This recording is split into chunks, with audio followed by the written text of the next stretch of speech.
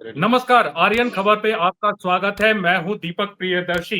हम आर्यन खबर पे बिहार के उन तमाम खबरों को दिखाएंगे, तमाम गतिविधियों को दिखाएंगे, चाहे वो राजनीतिक हो या सामयिक हो, और खास करके शिक्षा विभाग से जुड़ी हुई हर मुद्दे को हम उठाना चाहते हैं, क्योंकि शिक्षकों की बहुत सारी समस्याएं हैं, बहुत सारी परेशानियां हैं।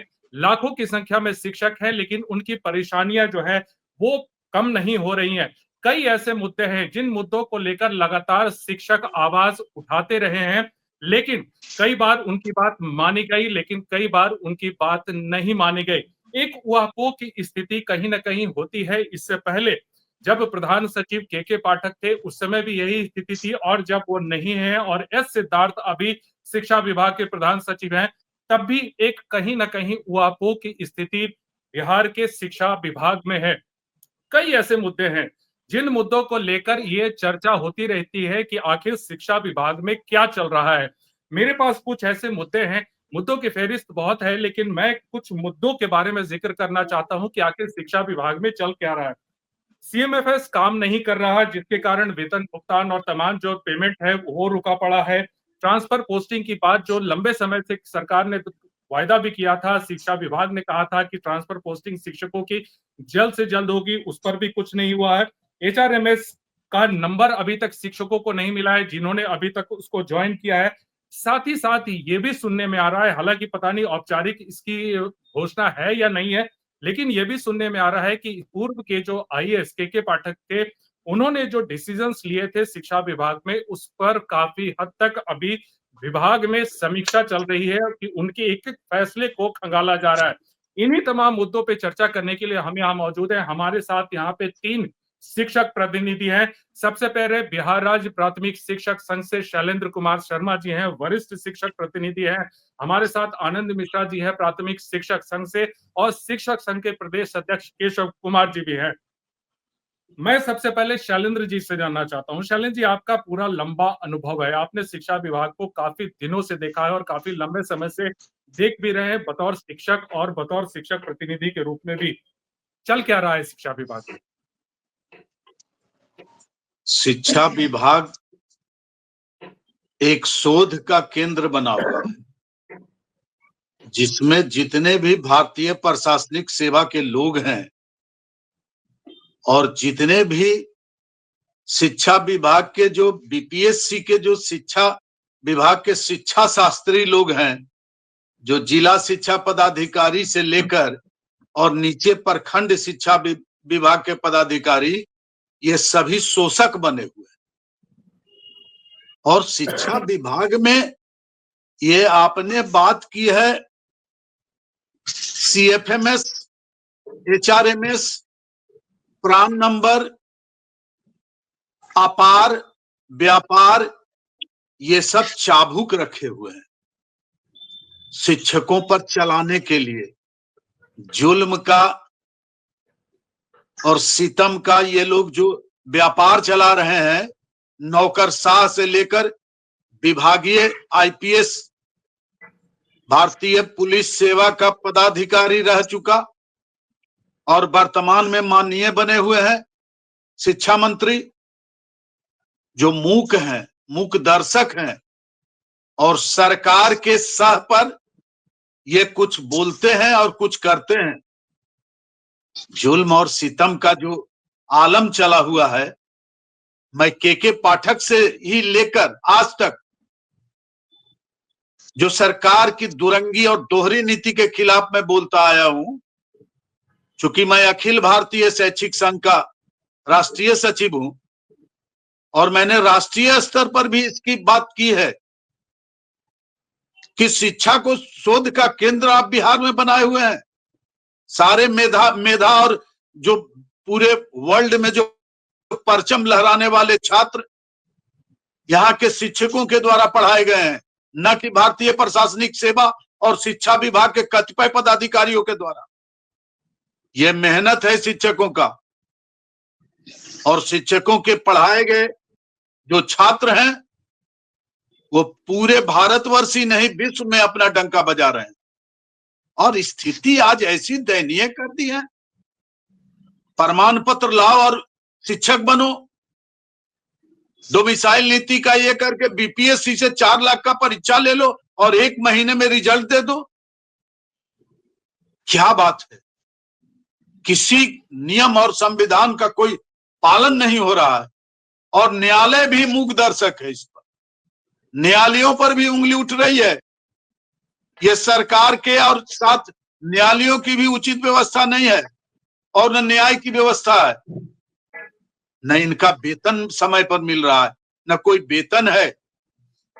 समान स्कूल प्रणाली, समान शिक्षा प्रणाली, समान कार्य के लिए समान वेतन, न पदोन्नति न प्रोन्नति। ये क्या आलम बना रखा है आपने?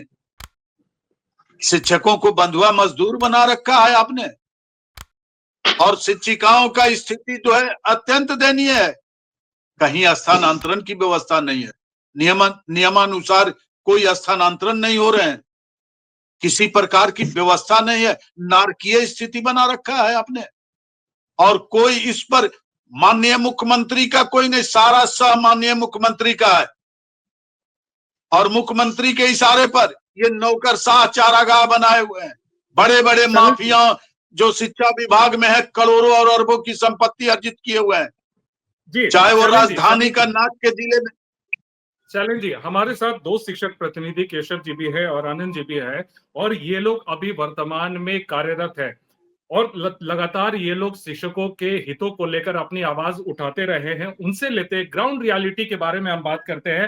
सबसे पहले केशव जी, आपसे बात हो रही थी, ऐसी अनौपचारिक बातचीत में आपने कहा था कि सीएमएफएस काफी दिनों से बंद है, ट्रांसफर पोस्टिंग नहीं हो रहा है और लगातार आपके जो वीडियोस भी आते रहे जिसमें आपने आंदोलन करने की बात की थी। लगातार इतने बड़े बड़े फैसले तो हो रहे हैं, फिर आप आंदोलन की बात क्यों कर रहे हैं?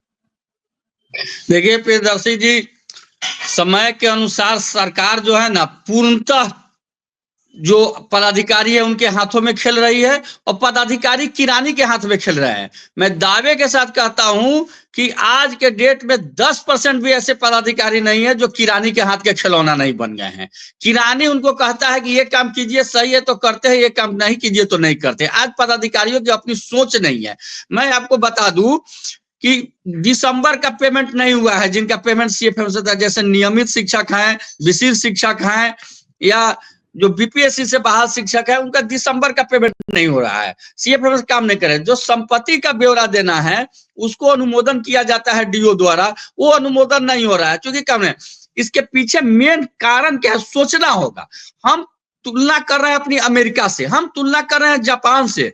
एक तो वैसे टेक्नोलॉजी हमारे पास नहीं है, दूसरा जिस टेक्नोलॉजी को लेकर के वो 10,000 लोगों का काम करती है, उसी टेक्नोलॉजी को लेकर के हम 10 करोड़ लोग के काम में कर रहे हैं। तो हमारे पास ना तो ऐसी टेक्नोलॉजी है, संख्या ज्यादा है, इसलिए हमारा जो सिस्टम है हर 2 दिन पर 4 दिन पर चौक कर जा रहा है। आज शिक्षा को पेमेंट नहीं हो रहा है, 2 महीना से नहीं हो रहा है। जब पाठक जी थे, के पाठक जी, तो सारे पदाधिकारी काम करते थे, ठीक है, नहीं करते थे, घर में सोए रहते थे। जाइए ऑफिस में, कहाँ है? मीटिंग में है। कहाँ है? मीटिंग में है। आज वही स्थिति हो गया है। किसी भी काम के लिए जाइए, नहीं कंप्यूटर काम नहीं कर रहा है, चौक कर गया, नहीं काम नहीं कर रहा है। आप अभी पश्चिमी जापान जिला डीओ के यहाँ पर है, मैं दावे के साथ कहता हूं कि किसी डीओ में दम है तो मानहानि का मुकदमा करे। बिहार का ऐसा कोई डीओ नहीं है जिसके यहाँ छापा पड़े तो उसे कम संपत्ति मिलेगी, कोई नहीं। हर जगह वही हाल है। एक एक किरानी ऐसा है जिसके पास उसे 4 5 संपत्ति है, लेकिन सरकार कुछ नहीं कर रही है। जो दिख गया उसका हल्ला हो गया, जो ढका है सो ढका है। डीओ साहब तो नोटों के बिस्तर पे सो रहे थे। अधिकांश लोग का वही हाल है। आप किसी भी जिला शिक्षा पदाधिकारी कार्यालय में चल जाइए, एक एक शिक्षक 10-10 साल से घूम रहा है, एक एक एरिया। मैं पूछना चाहता हूं, जब मातृत्व में अवकाश में जाती है महिलाएं, उनको सबसे अधिक पैसे का जरूरत है, उनका पेमेंट बंद कर दिया जाता है। 1 बच्चा हुआ, 2 बच्चा हुआ, वह बच्चा 10 साल का 8 साल का हो गया, ऑफिस का चक्कर लगा रही है, आज तक मातृत्व अवकाश नहीं हुआ। पेमेंट भुगतान पर रोक लगा दिया जाता है। क्या? क्योंकि आपके द्वारा खर्च किया गई राशि संदेहास्पद है। अरे भाई, संदेह दूर करने का क्या थर्मामीटर है? कोई 10,000 लाओ, कोई 50,000 लाओ, कोई 1 लाख लाओ, आपका संदेह दूर हो गया। जब एक बार मैं बात कर रहा हूं, पूर्वी चंपारण जिला में सैकड़ों टीचर का पेमेंट बंद हुआ था आज से 3 साल पहले। किस परिस्थिति में हर 2 महीना 4 महीना पर 2 टीचर 4 टीचर का पेमेंट हो जा रहा है? आखिर उसका क्या मापदंड उन्होंने अपनाया है?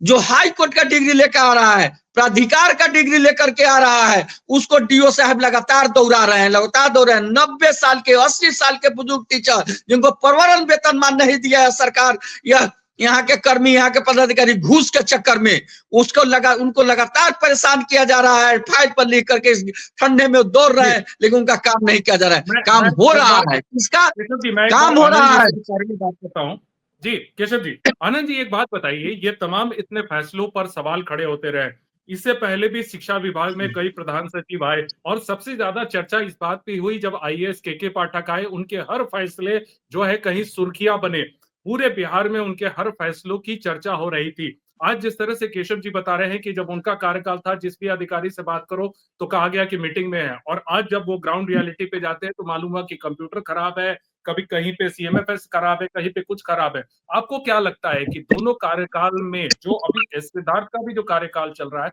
कहीं ना कहीं क्या दिक्कतें हैं, दोनों का अगर कंपैरिजन कराए तो? दीपक जी, जैसा शैलेंद्र सर ने बताया ना कि शोधशाला बना दिया गया है, प्रयोगशाला है शिक्षा विभाग, और बिल्कुल यही बात है। के पाठक साहब आए तो अपने सिद्धांत से, अपने तरीके से शिक्षा विभाग को चलाने का प्रयास किए, जिसका दूरगामी परिणाम बुरा ही दिखाई दे रहा है। बड़े पैमाने पे घोटाले हुए और वो जांच का विषय बिंदु बना हुआ है, जांच हो भी रही है। उसके बाद आए सिद्धार्थ साहब, तो ये अपने तरीके से चलाने का प्रयास किया। अब बिहार के शिक्षक, जैसे केशव जी ने कहा कि 10,000 लोगों पे जो ट्रायल होता है, जो ऑनलाइन सिस्टम, उसको आप 10 लाख लोगों पे ट्रायल कीजिएगा, चौक करेगा ही, आपके यहाँ सिस्टम फेल कर जाएगा। आप सस्ते सॉफ्टवेयर लाइएगा। आज बिहार के शिक्षक इस शिक्षा कोष ऐप पे जो अटेंडेंस ऑनलाइन बनता है, उसको लेकर के मानसिक प्रताड़ना से जूझ रहे हैं, क्योंकि उनका काम ही नहीं करता है ऐप। शिक्षक जब हाजिरी बनाने के लिए प्रयास करते हैं तो हाजिरी बन भी जाता है, बाद में पता चलता है कि उनका शो नहीं कर रहा है, वो परेशान है। शिक्षक दौड़े दौड़े विद्यालय पहुंच रहे हैं कि हम 1 मिनट लेट हो जाएंगे तो हमारा कार्रवाई हो जाएगा, वेतन कट जाएगा। शिक्षक फोटो खिंचवा रहे हैं, परेशान है, अपने मोबाइल से खुद का फोटो खींचना और खुद जांच के दायरे में आ रहे हैं, लेकिन इनका सॉफ्टवेयर अपडेट नहीं हो पा रहा है। सीपीएफएमएस की जो समस्या आई है पूरे बिहार में आई है, और सिर्फ शिक्षा विभाग का ही नहीं, ये कह सकते हैं कि सारे विभाग के सारे राज्यकर्मियों का वेतन बाधित है। 1 जनवरी से 3 जनवरी तक जिनका भुगतान हो गया उनका हो गया, जिनका नहीं हुआ है वो फंसे हुए हैं, और उनका दिसंबर का भी भुगतान बाकी है। बहुत से जिले में, अधिकांश जिले में फंसा हुआ है, 2, 4, 5 जिलों में भुगतान हो चुका है दिसंबर महीने का। तो ये सरकार जो है, आप छोटे सिस्टम पे बड़े मैन पावर को इस्तेमाल करने का जो काम कर रहे हैं, ये फंसने का कारण है। ये प्रयोगशाला जो बना रहे हैं, आप शिक्षा विभाग को पुराने तरीके पे न ला करके जो रसातल में ले जाने का काम है, वर्तमान में तो सुधार दिखाई नहीं दे रही है।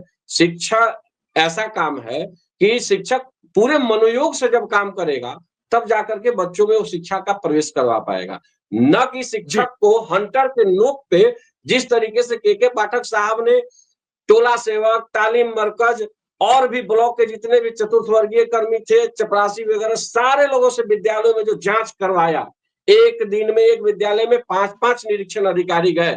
आप शिक्षक को जलील करने के लिए काम किए थे, आज वही काम ये एसीएस साहब भी कर रहे हैं। अचानक से किसी विद्यालय में पहुंच जाते हैं, उनका कैमरामैन भी आ जाता है और वो नॉक करते रहते हैं। पता नहीं वो विद्यालय के शिक्षक किस गहरी नींद में सोए रहते हैं कि एसीएस साहब आ जाते हैं विद्यालय में और उनको नॉक करना पड़ता है, और बिना परिचय के, बिना वो ताला भी खोलते हुए दिखाई देते हैं। ये सब वीडियो देखने के बाद हास्यास्पद लगता है कि फिल्म निर्माण किया जा रहा है। भाई, आप इस तरीके से आप नायक फिल्म के हीरो नहीं है कि आप जाकर के ग्राउंड स्तर पे जांच कर रहे हैं। आप वीडियो कॉल भी कर रहे थे। वीडियो कॉल कर एक शिक्षिका ने बताया कि हम पूरे विद्यालय को चला रहे हैं, उसके बाद वीडियो कॉल इनका आना बंद हो गया। तो ये चीजें क्या दर्शाता है कि आप शिक्षक को प्रताड़ित करने के लिए तरह तरह के जरिया खोलते हैं। शिक्षक का जो अधिकार है वो देने में भार पड़ रहा है। आपने सक्षमता परीक्षा लिया, शिक्षकों ने, आधे लोगों ने परीक्षा दिया, कुछ लोगों ने बहिष्कार किया, लेकिन शिक्षक जो परीक्षा दिए वो साल भर हो गया। फरवरी महीने में एग्जाम हुआ और वो साल भर हो गया, अभी तक उनको राज्यकर्मी का दर्जा कैसे दिया जाए माना नहीं जा सकता। बीच में आया कि उनको स्थानांतरण कर दिया जाएगा, 10 अनुमंडल का लिया जाएगा। ये क्या मजाक बना के रख दिया गया है। जिस तरीके से शिक्षा विभाग ने माननीय न्यायालय के आदेश को धज्जियां उड़ाने का काम किया।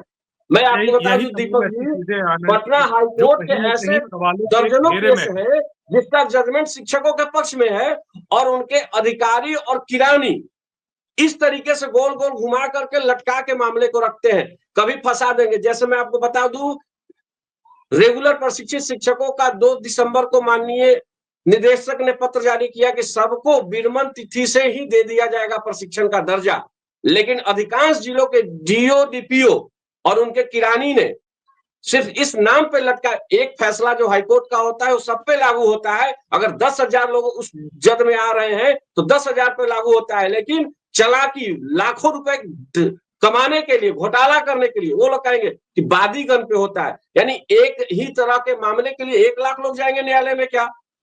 इस तरीके का माहौल क्रिएट कर दिया गया है विभाग के द्वारा और अधिकारियों के द्वारा कि शिक्षक परेशान होकर के चढ़ावा चढ़ाएगा और बिस्तर पे सोने वाले अधिकारी बैठे हुए हैं। शिक्षक मजबूर हो जाता है, कितना दौड़ेगा, कितना रोएगा। जी, ये लोग जी, शिक्षक शिक्षिकाओं के आंसू पे भी तरस खाने वाले लोग नहीं है, ये शोषण मैं करता वही है। बात कह रहा हूँ। हमारा सवाल और हमारा इश्यू भी यही है आनंद जी। शैलेंद्र जी, जिस तरह से आनंद जी अभी बता रहे थे कि पहले कुछ फैसला कुछ हुआ था, अब कुछ और हो रहा है, पहले कुछ और डिसीजंस हुए थे, अब कुछ और हो रहा है। शिक्षक जो है परेशान है। ऐसी भी जानकारी है कि आईएएस के पाठक जो रहे एसीएस, उनके तमाम जितने भी फैसले थे शिक्षा विभाग में, अब उसकी समीक्षा हो रही है उन फैसलों की। क्यों समीक्षा हो रही है? क्या आपको ऐसा लगता है कि वो फैसले गलत थे? उन फैसलों पर अब क्यों इतनी चर्चा कि उन्होंने क्या सही किया, क्या गलत किया? प्रियदर्शी जी, आनंद जी और केशव जी तो अभी कार्यरत हैं, समस्याओं से जूझ रहे हैं और समस्याएं और पीड़न का वर्णन चर्चा किया इन्होंने।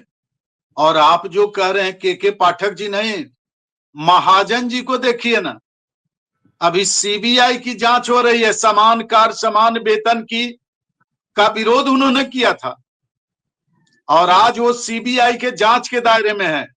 अतुल प्रसाद को जांच के दायरे में लाना चाहिए, जो इस तरह की फर्जी नियुक्ति करवाए हैं और कई फर्जी लोग हैं।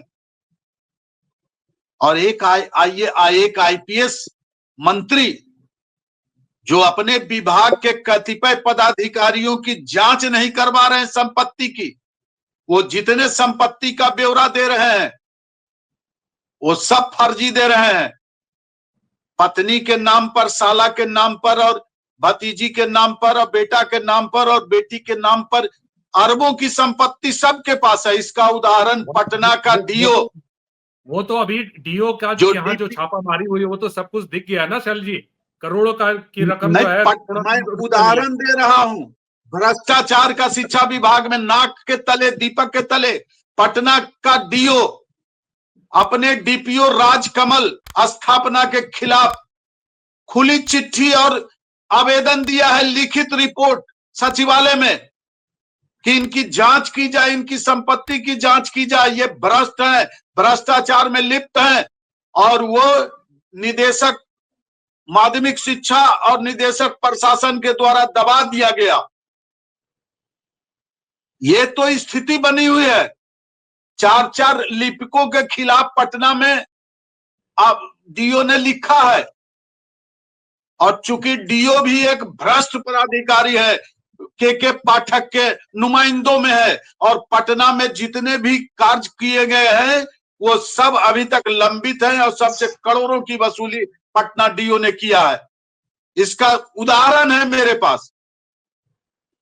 अपना एजेंसी करके किताब, बेंच सब इन लोगों ने ये किया है कॉन्ट्रैक्टर के माध्यम से। और जहां तक हाई कोर्ट का भाई ये किए हैं अभी उदाहरण की हाई कोर्ट का आदेश का पालन नहीं होता है, वो एक उदाहरण है। नौबतपुर प्रोजेक्ट स्कूल नगमा का एक साइंस कॉलेज का through out first class teacher, physics का गोल्ड मेडलिस्ट, और उसको हाई कोर्ट के आदेश, प्राधिकरण के आदेश के बावजूद ये डायरेक्ट डीओ पटना और स्थापना राजकमल ये अभी तक उसको ज्वाइनिंग का आदेश नहीं दिए। हाई कोर्ट कहा है कि आप लोग गलत है, किसी को फर्जी डिक्लेयर कर दिए और वो 10 बरस से रोड पर है और हाई कोर्ट का आदेश है। इस तरह न्यायालयों का अनुपालन नहीं हो रहा है और न्यायालय प्राधिकरण चुप है। और ये एससीएस आयुक्त जो है अभी एस सिद्धार्थ और इसके पहले के पाठक जी, वो प्रशिक्षण के नाम पर करोड़ों करोड़ का कमीशन लिए हैं। और ये सज्जन कुमार जो एससीईआरटी के हैं निदेशक आईएएस, वो प्रशिक्षण के नाम पर करोड़ों करोड़ का लूट कर रहे हैं और शिक्षकों को दिग्भ्रमित करने के लिए प्रशिक्षण के नाम पर लूट मचा रखा है। शिक्षकों को ये प्रताड़ित कर रहे हैं, इसका कोई फलाफल नहीं है, इसकी भी जांच होनी चाहिए। भ्रष्टाचार तो यहाँ शिक्षा विभाग में शोध केंद्र ही नहीं है, भ्रष्टाचार का शोध केंद्र है। How to gain money, how to collect money, ये व्यवस्था है शिक्षकों के उत्पीड़न का। जी, और आज शिक्षक मौन है। जी केशव जी, आप लंबे समय से आंदोलन की बात करते रहे और आंदोलन करते भी रहे, और पिछले कुछ दिनों में जिस तरह से अभी शैलन जी कह रहे हैं कि पूरा जो है लेबोरेटरी बना दिया गया है और पूरा करप्शन है पूरे डिपार्टमेंट में, क्या कभी शिक्षकों के प्रतिनिधियों की ओर से, शिक्षक संघों की ओर से क्या इस बात पे आंदोलन किया गया या फिर आंदोलन होना चाहिए कि तमाम जितने भी शिक्षक के शिक्षा विभाग के अधिकारी हैं, कर्मचारी हैं, उनकी जांच होनी चाहिए, उनकी संपत्ति की पूरी जांच होनी चाहिए? देखिए, मैं यही कहना चाहूंगा कि समर शेष है नहीं पाप का, भागी केवल व्याघ्र, जो तटस्थ है समय लिखेगा उसका भी अपराध। हमने 28 तारीख से मोतिहारी में और 24 तारीख से बेतिया में अनशन की घोषणा किए थे। हम पूरी तैयारी थे, लेकिन बेतिया में ऐसी घटना घटी और कुछ बातें भी हुई कि उसके बाद हम लोग वहां स्थगित किए। जब हमारी मोतिहारी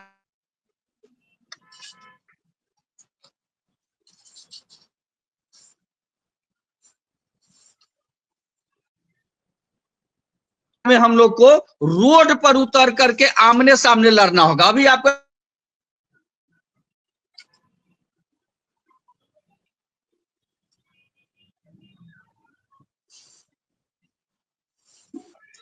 खर्च हो रहा है, जबकि उसके ट्रेनिंग में भेज दिया जा रहा है 1 से 5 के शिक्षक।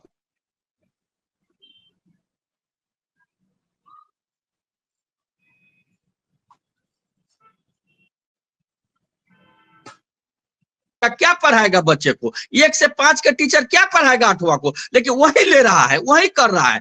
वर्षों से ट्रेनिंग चल रहा है, 5-10 वर्ष से। आनंद जी भी ट्रेनिंग किए होंगे। उसमें सभी ट्रेनर जो ट्रेनिंग लेते हैं उनको यात्रा भत्ता देने के लिए आता है। कभी हम लोग को यात्रा भत्ता नहीं मिला। उस दिन हमारे डीपीओ फोन किए, डाइट के प्रिंसिपल को, तो कहा कि हाँ सबको यात्रा भत्ता मिल रहा है। तो यह एक बड़ा, आज सिर्फ यह कह देने से अब हम लोग भी महसूस कर रहे हैं, काम नहीं चलेगा कि बहुत अंधेरा है, बहुत अंधेरा है। दीपक जलाना होगा। आज शिक्षा विभाग में इतना भ्रष्टाचार है, इतना भ्रष्टाचार है कि आप किसी एक पॉइंट को लेकर जांच कर लीजिए तो आपको चारा घोटाला फेल कर जाएगा। ये फोल्डिंग जो सोने के लिए होता है, जो 2000 में बाजार में मिलता है, वह डाइट खरीद नहीं रहा है। 100 रुपए के रोज भाड़ा पर लिया है, यानी 36,500 रुपया सालाना उसको भाड़ा दे रहा है आज 10 साल से। 2000 के फोल्डिंग का भाड़ा लगभग 3 से 4 लाख रुपया दे चुका है सरकार। तो यह हर जगह लूट मचा हुआ है। और विभाग में तो 2 ही 3 तरह काम हो रहा है। बेंच डेस्क का उपयोगिता, थाली का, वो जो हाउस बनाया है उसका, बस कहीं कोई काम नहीं हो रहा है। शिक्षक दौड़ रहे हैं, शिक्षक मर रहे हैं। जब शिक्षक जा रहे हैं तो एक ही बात हो रहा है कि आज कंप्यूटर फेल है, आज पदाधिकारी मीटिंग में है और आप दौड़ते रहिए, दौड़ते रहिए। सिर्फ चाबुक दिखाकर डराया जा रहा है शिक्षक को और उनका उचित कार्य। आपको एक छोटा सा 10 सेकेंड दे दे, जो ये हाउस रेंट मिलता है वो दूरी के हिसाब से मिलता है और दूरी प्रमाण पत्र विद्यालय का बनता है, शिक्षक का नहीं बनता है।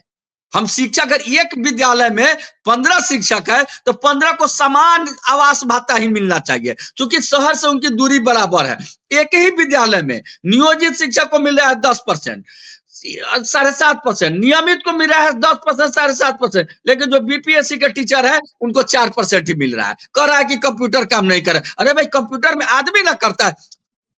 हर साल 3% इंक्रीमेंट बढ़ना है, लेकिन जो बीपीएससी के टीचर को बहाल हुए 1.5 साल हो गया, आज तक उनका इंक्रीमेंट नहीं बढ़ा है, क्योंकि उनको चाबुक दिखाकर डराया जा रहा है कि 2 साल तोहर प्रोबेशनरी पीरियड बा, बोलबा तो मारम, बोलबा तो मारम। और किस तरह शेर को बचपन में करंट सटा करके बाद में लकड़ी दिखा कर डराया जाता है, उसी तरह डराया जा रहा है। आज हर तबके के टीचर पर अत्याचार हो रहा है, उनका शोषण हो रहा है, लेकिन कोई बोलने के लिए तैयार नहीं है एक दूसरे में। मैं आपको कह दूं कि बहुत जल्द हम लोग सारे जो शिक्षक संगठन है सबसे मिलकर और सभी जिला मुख्यालय में, प्रखंड मुख्यालय में और बजट सत्र में बिहार की धरती पर आर पार की लड़ाई लड़ेंगे और जोरदार आंदोलन करेंगे और हर हाल में शिक्षकों को न्याय दिला करके रहेंगे।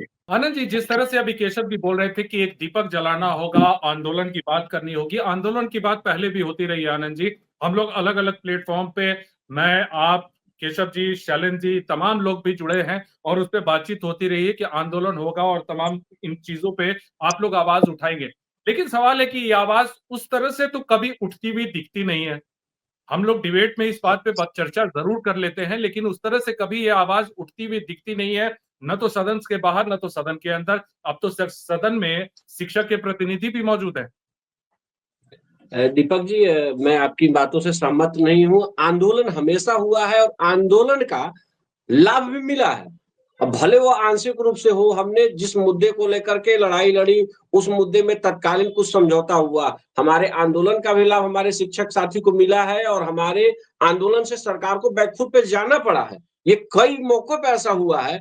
अब शिक्षकों में जैसे कहा ना कि चाबुक दिखा करके भय उत्पन्न कर दिया गया, शिक्षकों को इतने कोटि में बांट दिया गया है कि आप बीपीएससी के हो गए, आप नियमित हो गए, आप अनुकंपा वाले हो गए, आप नियोजित हैं, आप मुखिया वाले हैं, आप विशिष्ट वाले हो गए, आप प्रधान शिक्षक हो गए, आप टीईटी वाले हैं, आप नॉन टीईटी वाले हैं। मतलब कह सकते हैं कि 15 प्रकार के शिक्षक विद्यालयों में कार्यरत है।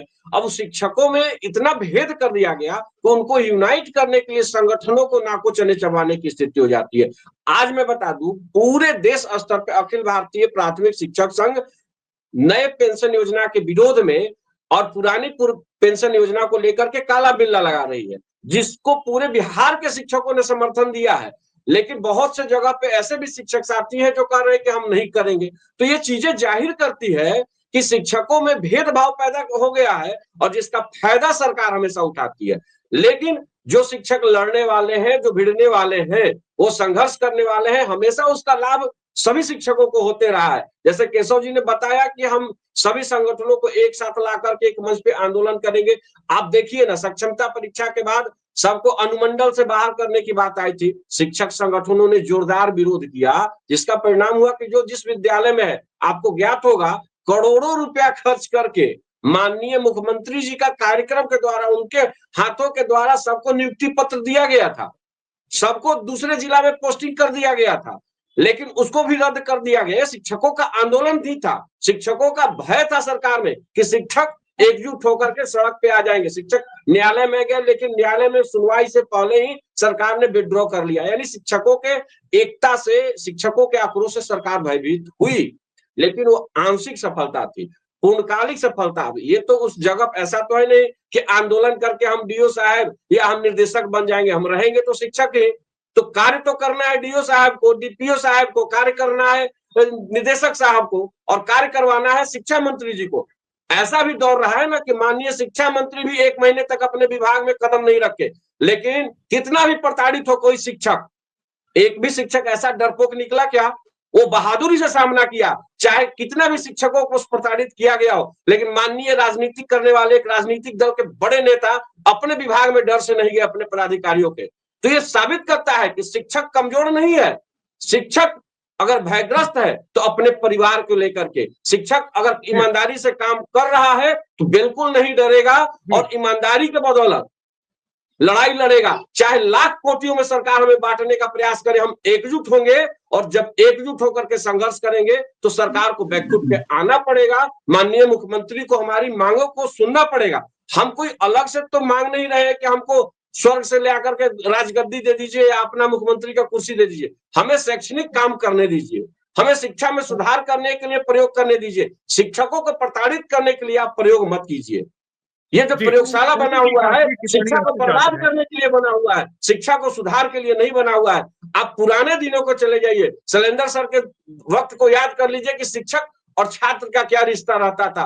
आप तो दुश्मन बना चुके हैं शिक्षक और छात्रों को। आप टोल फ्री नंबर जारी करते हैं कि जहां गलत हो रहा है वहां कीजिए, लेकिन उसका फायदा आपको मिल रहा है कि घाटा आपको मिल रहा है शिक्षा में, आप गौर करके देख लीजिएगा। ये इतनी तरह की जो बंदिशें हैं लगा दी गई है शिक्षा में, शिक्षकों को कार्य करने से डिस्टर्ब करने के लिए, इस चीजों पे सरकार को पुनः विचार करने की आवश्यकता है। जमीन पे आकर के उनको देखने की आवश्यकता है कि शिक्षक आखिर चाहता क्या है, और शिक्षा में सुधार के लिए शिक्षक से राय लीजिएगा ना, कि एक पुलिस विभाग से जाके आप राय लीजिएगा, होमगार्ड के जवान बताएगा कि शिक्षा में कैसे सुधार होगा, किसान बताएगा, शिक्षा में सुधार करने के लिए शिक्षकों से राय लीजिए। काफी दिनों से उन्होंने शिक्षा विभाग को देखा है। शैलेंद्र जी, क्या आपको लगता है, हम लोग भी लंबे समय से चर्चा कर रहे हैं, जो ये समस्याएं हैं शिक्षकों की समस्या, मैं नहीं कहता कि कभी खत्म होंगे, लेकिन क्या इन समस्याओं का कहीं ना कहीं कोई सोल्यूशन है, या फिर ये अंतहीन सिलसिला के रूप में चलता ही रहेगा? शिक्षकों की समस्याओं का और संघर्षों का राजनीतिकरण हो गया है, और संघ जितने हैं उनका भी राजनीतिकरण हो गया है।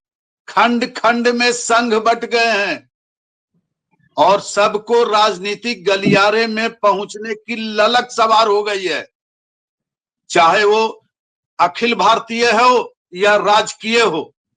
बिहार स्टेट का जो तटस्थ हैं उनका इतिहास लिखा जाता है संघ से निष्कासन, या संघ को तोड़ देना, या संघ को खंडित कर देना। तो इनका भी राजनीतिकरण हो गया है और राजनीतिज्ञों का प्रवेश हो गया है हमारे जितने भी शिक्षक संगठन है उसमें, और राजनीतिज्ञों का वर्चस्व हो गया है। आज 2 महीने से किसी भी राजनीतिक दल का शिक्षक प्रतिनिधि शिक्षकों के पक्ष में अगर आवाज उठाया हो, कोई आवाज नहीं उठाया, और आवाज उठाया है तो पद के लिए, अगले चुनाव के लिए। सरकार का विरोध करने का हर वर्ग का शिक्षक जो टुकड़े टुकड़े गैंग का सदस्य हो गया है, एकजुट होना पड़ेगा, और इसके लिए बहुत बड़े संकल्प की आवश्यकता है। और शिक्षक चाणक्य की भूमिका में जब तक नहीं आएगा सरकार नहीं झुकेगी, और सरकार को झुकाने के लिए एकजुट होना होगा, प्राथमिक स्तर से लेकर विश्वविद्यालय स्तर तक। लेकिन राजनीतिकरण हो गया है और खंड खंड में बट चुके हैं, चाहे संगठन हो, शिक्षक हो या शिक्षक प्रतिनिधि हो। जी, समस्याओं को लेकर सबको सोचना होगा, खास शिक्षकों को भी, और सबसे बड़ी बात है कि शिक्षक प्रतिनिधियों को और शिक्षक संघों को, क्योंकि वही आवाज उठाते हैं, वही अपनी बात को सरकार तक पहुंचाते हैं। अब देखना होगा कि आने वाले दिनों में किस तरह से, क्योंकि नए नए फैसले हो रहे हैं और इसका क्या असर पड़ेगा। फिलहाल इस चर्चा में आपने भाग ली। शैलेंद्र शर्मा जी, आपका बहुत बहुत धन्यवाद। केशव कुमार जी, आपका बहुत बहुत धन्यवाद। आनंद मिश्रा जी, आपका बहुत बहुत धन्यवाद।